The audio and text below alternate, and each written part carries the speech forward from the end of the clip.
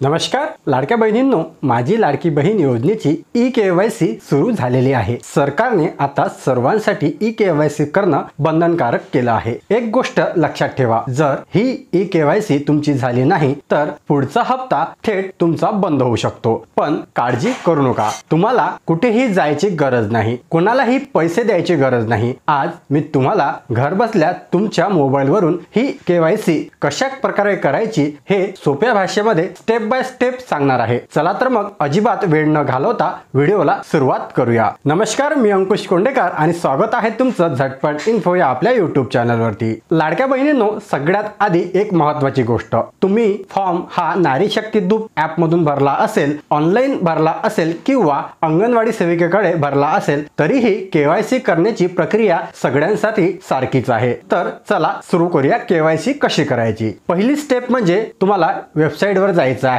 ladkibaheen.maharashtra.gov.in या वेबसाईटची link आपल्या Telegram channel मध्ये मिळून जाईल। टेलिग्रामची लिंक आपल्या व्हिडिओच्या डिस्क्रिप्शन मध्ये तुम्हाला पाहायला मिळेल। वेबसाईट उघडल्यानंतर तुम्हाला एक मोठी लिंक दिसेल, त्यावरती मुख्यमंत्री माझी लाडकी बहीण योजनेचे लाभार्थी ई-केवायसी प्रक्रिया पूर्ण करण्यासाठी इथे क्लिक करा असं ऑप्शन दिसेल। तर त्या लिंक वरती तुम्हाला करायचं आहे क्लिक। त्यानंतरची सेकंड स्टेप, तुमची आधार माहिती भरा। आता तुमच्या समोर केवायसीचं पेज ओपन झालेला आहे। इथे ज्या बहिणींची केवायसी करायची आहे त्यांचा आधार नंबर तुम्हाला इथे बरोबर टाकायचा आहे। त्यानंतर तुम्हाला इथे एक कॅप्चा कोड दिसत असेल, प्रत्येक वेळेस हा नंबर चेंज होत राहतो, तर जो तिथे नंबर दिसतो तो तिथे टाकायचा आहे। खाली ऑप्शन दिसतं मी सहमत आहे, तर त्यावरती तुम्हाला टिक करायचं आहे आणि त्यानंतर OTP पाठवा या बटन वरती करायचं आहे तुम्हाला क्लिक। आता तुमच्या आधार कार्डला जो मोबाईल नंबर लिंक आहे त्यावरती एक OTP येईल, तो 6 अंकी OTP तुम्हाला इथे टाकून सबमिट या बटन वरती क्लिक करायचं आहे। ही वेबसाईट आता सुरू झाल्यामुळे कधी कधी तुम्हाला इथे एरर पाहायला मिळू शकतो किंवा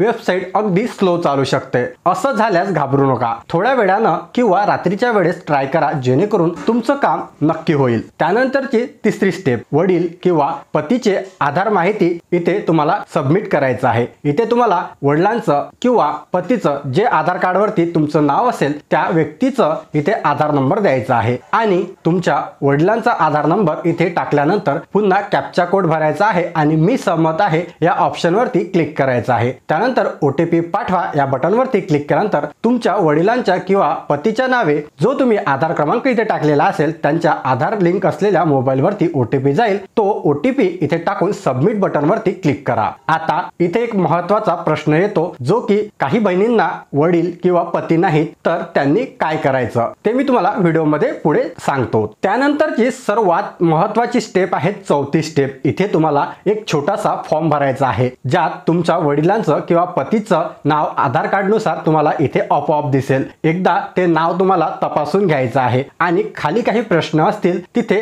बरेच जण गोंधळत आहे तर त्यामुळे लक्ष देऊन ऐका। इथे सर्वात महत्त्वाचा आणि पहिला प्रश्न, माझ्या कुटुंबातील सदस्य नियमित कायम कर्मचारी म्हणून सरकारी विभाग, उपक्रम, मंडळ, भारत सरकार किंवा राज्य सरकारच्या स्थानिक संस्थेमध्ये कार्यरत नाही किंवा निवृत्ती वेतन सुद्धा घेत नाही, तर हा प्रश्न तुम्हाला इथे होय करायचा आहे। चूक किंवा बरोबर अशा प्रकारचा हा प्रश्न निगेटिव्ह पणे इथे विचारलेला आहे, तर तुम्हाला गोंधळायचं नाही आणि इथे तुम्ही जर लाभकर्ता पात्र असाल तर तुम्हाला इथे हा प्रश्न होय करायचा आहे। त्यानंतर सेकंड म्हणजे तुम्हाला इथे जात प्रवर्ग निवडायचा आहे। तुमची जे काही जात श्रेणी असेल, SC, ST, OBC, ओपन, ती अचूक निवडायची आहे। इथे मराठीमध्ये दिलेले आहे, साइडला तुम्हाला इंग्लिश मध्ये तक्ता मी स्क्रीनवरती दाखवत आहे, याचा स्क्रीनशॉट घेऊन तुमचं जात श्रेणी जे असेल ते तुम्हाला निवडायची आहे। त्यानंतर माझ्या कुटुंबातील केवळ एक विवाहित आणि एक अविवाहित महिला योजनेचा लाभ घेत आहे, तर याला सुद्धा तुम्हाला होय करायचं आहे। नियमानुसार एका कुटुंबातील 2 पेक्षा जास्त महिला लाभ घेऊ शकत नाही, त्यामुळे तुम्हाला इथे होय करायचं आहे आणि हाच पर्याय तुम्हाला निवडायचा आहे। हे सर्व झाल्यानंतर सर्वात शेवटी मी घोषित करते की दिलेली माहिती खरी आहे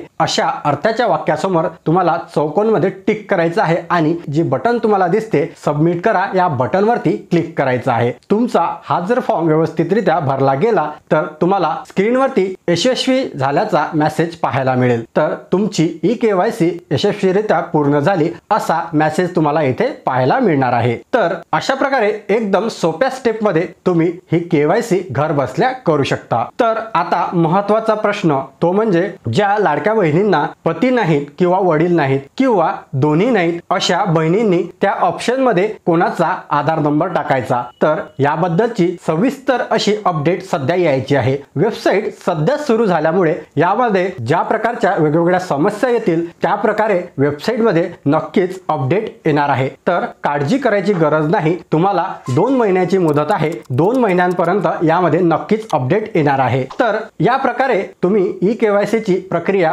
अगदी सुलभ आणि सोप्या पद्धतीने करू शकता। सरकारने केवायसी करण्यासाठी 2 महिन्याची कालावधी दिलेला आहे, पण शेवटच्या दिवसाची वाट न पाहता तुम्ही ज्या प्रकारे वेबसाईट सुरू होईल त्या प्रकारे तुमची ई-केवायसी प्रक्रिया पूर्ण करून घ्या। हा व्हिडिओ तुमच्या ओळखीच्या प्रत्येक महिलांपर्यंत आणि बहिणींपर्यंत पोहोचवा। तुमच्या एका शेअरमुळे कुणाचा तरी हप्ता थांबणार नाही आणि व्हिडिओ आवडला असेल तर एक लाईक नक्की करा। माझी लाडकी बहीण योजनेच्या प्रत्येक अपडेटसाठी आपल्या चॅनल झटपट इन्फोला सबस्क्राइब करायला विसरू नका, जेणेकरून येणारा नवीन अपडेट तुमच्यापर्यंत लवकरात लवकर पोहोचू शकेल।